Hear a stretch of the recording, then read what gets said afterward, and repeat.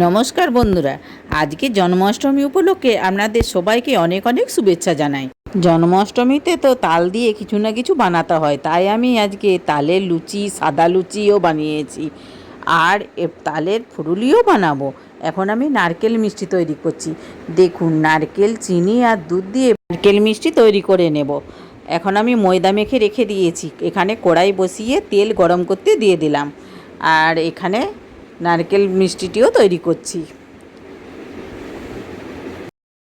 এখন আমার নারকেলের পাকটি হয়ে গেছে, নামিয়ে রেখে দিলাম। কড়াইয়ে ঘি দিয়ে অল্প সিমুই দিয়ে ভালো করে ভেজে নেব। এটি সিমুইয়ের পায়েসও করছি। এখন আমার পায়েসটি হতে থাক, ওইদিকে লুচি বেলতে লাগিয়ে দেব, কেন তেলটি গরম হয়েও এসেছে। দেখুন, একটি করে বেলছি আর দিয়েও দিচ্ছি। দেখুন লুচিটা কত সুন্দর ফুলেছে।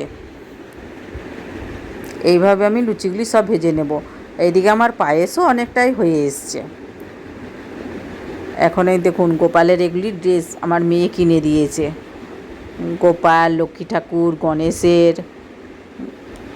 আর এই যে নারকেল হয়ে গেছে, পাকিয়ে নিচ্ছি। আমাদের ঠাকুর ঘরটি উপরে আছে, তাই আমার মেয়ে সব কিছু উপরে তুলে দিয়ে আসছে। দেখুন, এখানে আমি ফুলের মালাও গেঁথে রেখেছি, সব ফল আরে কাটাও হয়ে গেছে। এখন শুধু গুছিয়ে নেওয়ার পালা। এখানে আমি কি কি ফল রেখেছি দেখুন, আপেল, নাশপাতি, কলা, খেজুর, শসা, নারকেল, আম সব রেখেছি। আর তালের ফুরুলিও বানিয়েছি। আর এই রকম দোকানের নাড়ুও আনা করিয়েছি। আর এই নারকেল মিষ্টিগুলো তো আমি বানিয়েছি।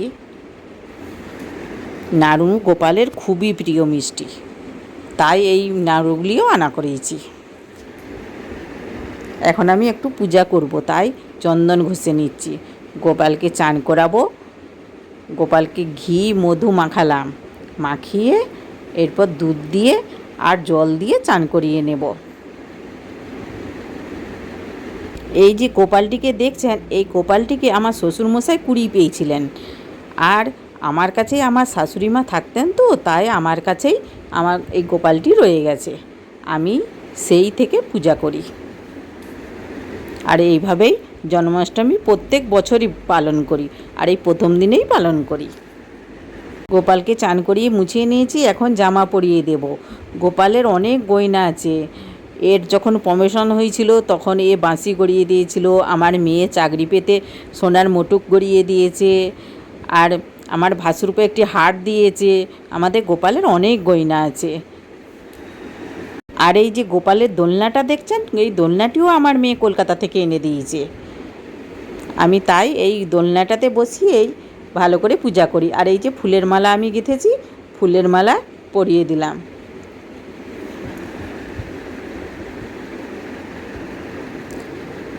আজকের ভিডিওটি আপনাদের ভালো লাগলে একটা লাইক, কমেন্ট আর শেয়ার করবেন।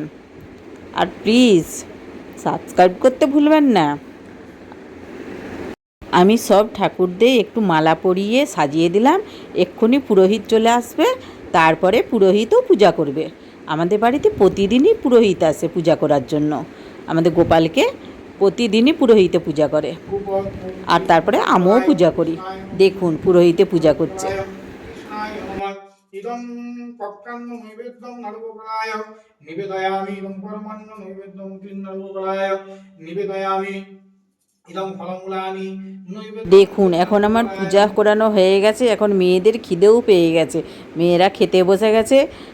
আজ জন্মাষ্টমী উপলক্ষে গোপালের ভিডিওটি কেমন লাগলো কমেন্ট করে জানাবেন। আপনারা ভালো থাকবেন। আবার দেখা হবে নতুন কিছু রেসিপির ভিডিও নিয়ে। নমস্কার।